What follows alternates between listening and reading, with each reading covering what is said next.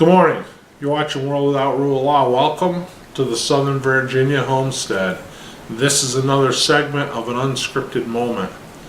So today is Friday, December 14th, and last week we had a pretty big snowstorm here. My neighbor's in his 80s. He claims that it broke a record from the 30s. So here we had 19 inches in Southern Virginia where we are. That's a lot of snow for this area, right? That's even kind of a lot of snow for Connecticut where we used to live. Not really, we would get those storms, but they weren't, you get a couple of those storms a year maybe. Here they get them, 2 or 3 a century. So it's different, it's a different, impact on the life of everybody here. And like the schools were closed for an entire week. I mean, come on, 19 inches of snow, they closed the schools 5 days. The roads are a mess, it's terrible. So what leads up to this is a comment I got from a video I made during that storm. And I had said how, people here are unprepared for this kind of snow.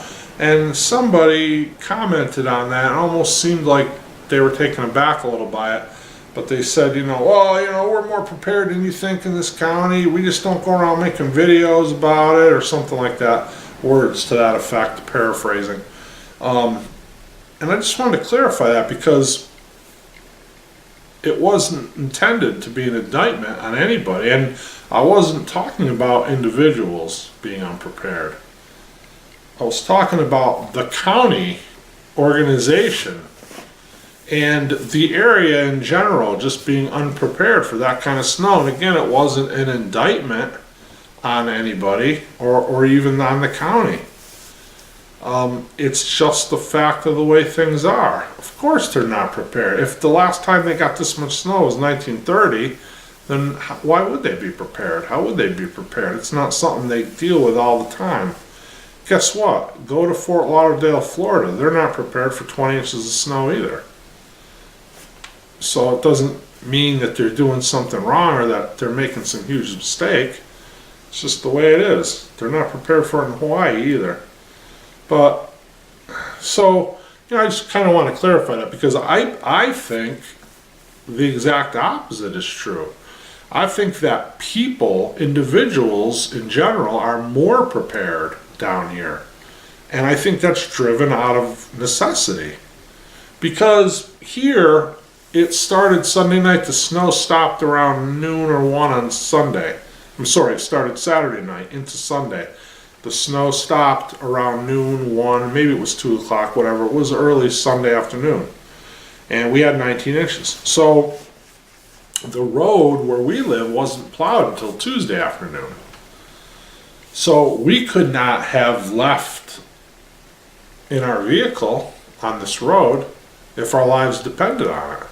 So that doesn't allow you to be less prepared. That forces a necessity to be more prepared because you have to be able to have food. And if your power goes out, have a way to cook that food and be able to have water. And if your power goes out, be able to have a way to get water from the well or collect water or whatever, or save water up. So if you're facing a situation where you can't leave your house for 3 days or 4 days or whatever, then that forces you to be more prepared, not less prepared. So when I made the statement they're not prepared for that down here, it wasn't an indictment on individuals for sure. And actually, I do believe that more individuals than not are more prepared. They have a higher level of preparedness, and rightfully so, because again, I believe necessity dictates that. And so I just want to clear that up, but I love it down here. I love the fact that we were stranded here for 3 days. And at first it's like, okay, it's whatever, it is what it is. At first it was like unbelief, right? Because I couldn't believe, how can the plow not come for 3 days, right? Like my whole life, I've never seen that. And where we came from, 19 inches of snow was a fairly common thing. And with snow, most people that deal with snow all the time realize that with snow removal, it's important to get out there early and to keep up with it. You can't sit back and wait. Well, you can, obviously, but it's not as efficient to sit back and wait and then come out one day and try to remove 19 inches of snow. You're better off coming out several times over that storm and, just keep up with it. But they do things differently down here, and that's okay because, again, they're not prepared for this much snow, so they don't necessarily have a working knowledge of how to remove 19 inches of snow. And it's evident because schools are closed for 5 days. I mean, it stopped snowing on Sunday, and the schools are closed today. It's Friday still. So that's like, that kind of blows me away, but it is what it is. And so, generally, it was nice having everything shut down. It was nice not having to have that hustle and bustle of having to get out and make sure everything's cleaned up and be able to get out with our cars. And we didn't have to do that because you look out, you see 19 inches of snow on the road, you realize you're not going anywhere in your car anyway. So just relax, sit inside, watch a movie, do whatever. And my wife was off. She works in an elementary school, so she's been off all week. And so last weekend, it gave us a nice time together. We got to spend time together and just relax and, look at the beauty of our surroundings and covered in this heavy layer of snow everywhere. It's absolutely gorgeous out there. The day after, Sunday, when it stopped, and Mondays, especially Monday too, it was beautiful. Blue sky, sun shining. It was, 40 something degrees out. And there's all this snow, and it was absolutely beautiful. And so it allowed us, maybe even forced us, but definitely allowed us to just kind of put the brakes on and sit back and just look out and enjoy that. Enjoy the surroundings that God gave us and the beauty that God provides every day. And we didn't have to worry about, we have to be here or we have to go there. And it wasn't by our own device. It was a situation that we just found ourselves in because of the way they operate. Because nobody cares. They didn't, removing the snow from the road wasn't a high priority. And so in one respect, you think in the beginning, it's like, how could this even be? But when you really take stock in it and sit back and relax, you realize there's a peace that comes in that isolation. There's there's a calm, and there's a quality there. And it makes me think this must be how it was 100 years ago, or 200 years ago, 150 years ago, whatever, back before the automobile and all this. Now, did they have horse-drawn sleighs and ways? They probably had more mobility in some ways, but I think there wasn't the need to go out and go into town or whatever as much as there is now, because I think they were more self-sufficient, they were more self-sustaining, and they were more prepared. And I think back and I look at as what happened last weekend, and I say that's kind of nice. It was kind of nice not to have to worry about going anywhere or doing anything. Just sit back and watch it snow. Sit back and watch the sunshine on the next day and just enjoy it. Slow down. Smell the coffee, so to speak. And literally, too, because we had that time. Like I say, my wife works at an elementary school. She was off. She's still off today. She's off an entire week. So when we were stranded here without anywhere to go, we had that time to spend with each other. Where normally we're both going in different directions. And so it was nice. I enjoyed it. And so being prepared is a big part of that, because it can be troublesome and worrisome being isolated like that if you're not prepared, right?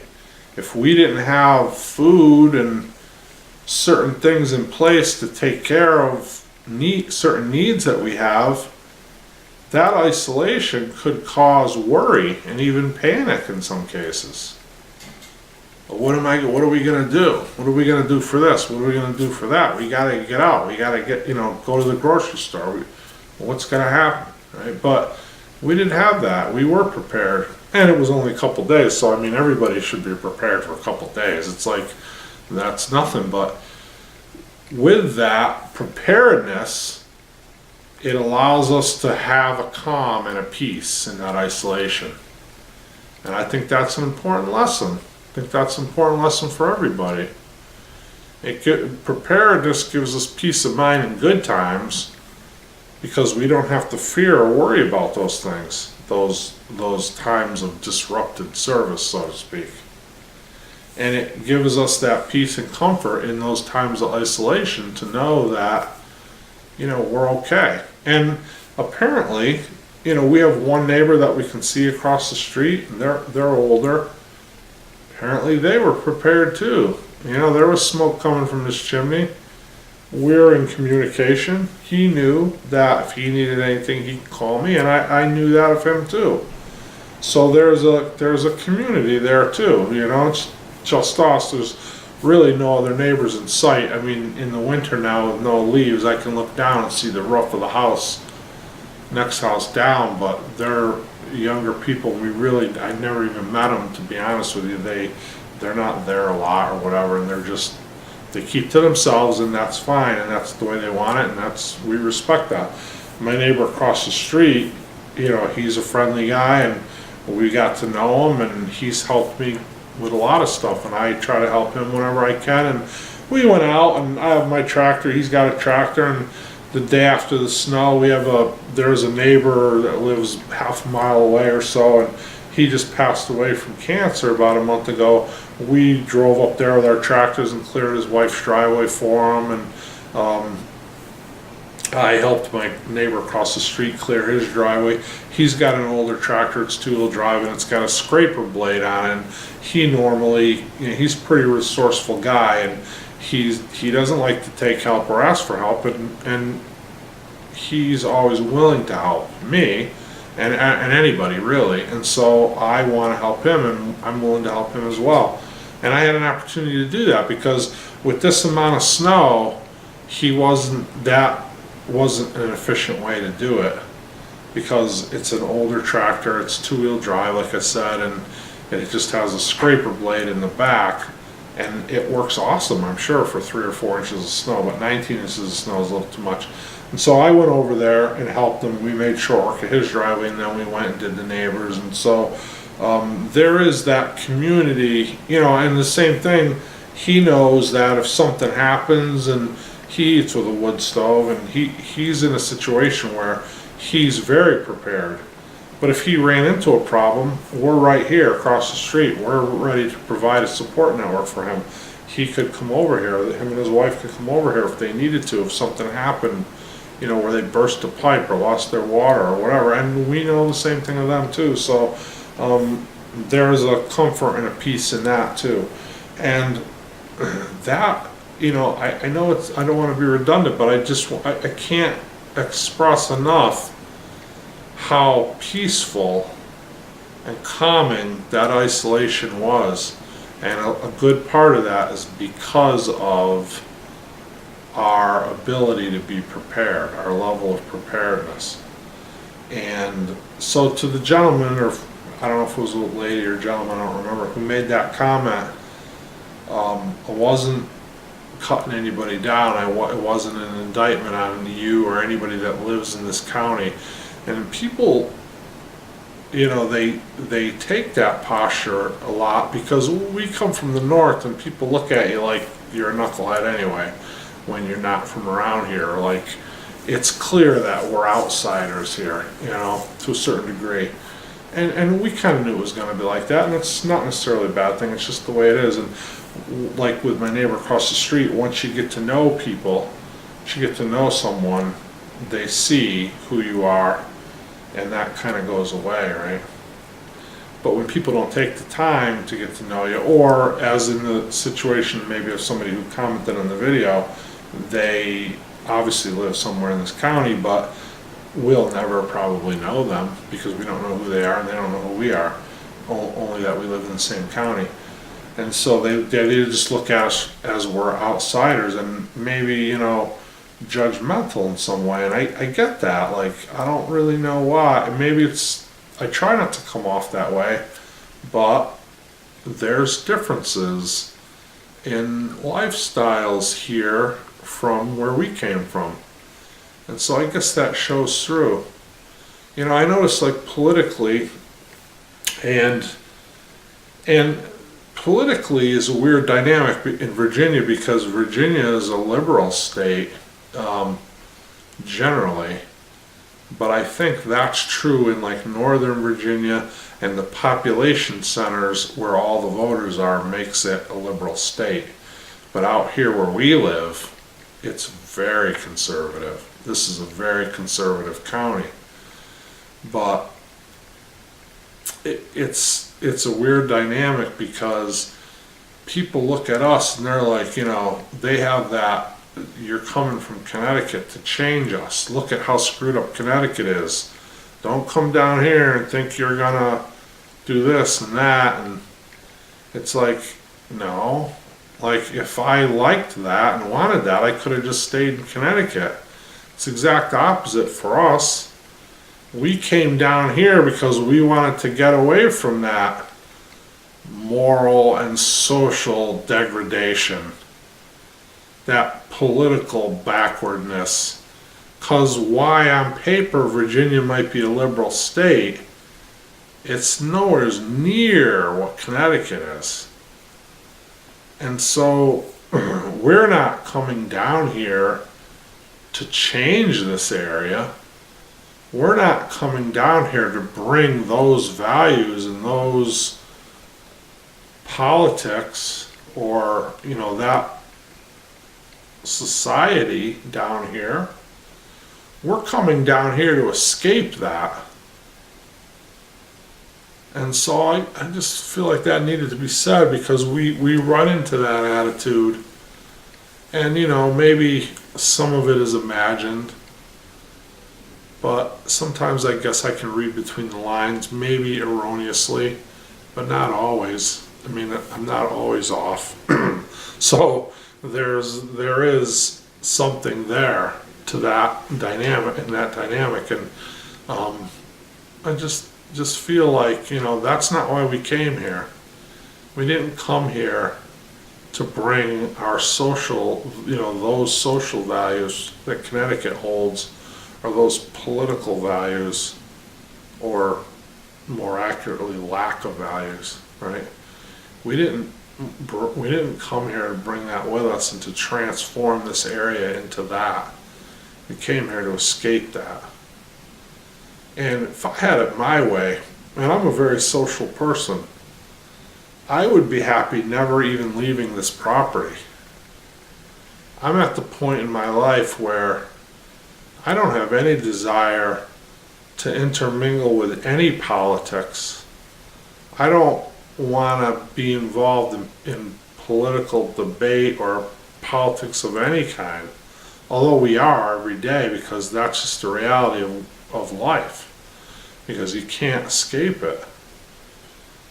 I sit here and I look out and see the fields and the wooded areas, and the birds are chirping, not necessarily today because there's snow, but I'm talking like, you know, long term, everything that we have here and that we enjoy here.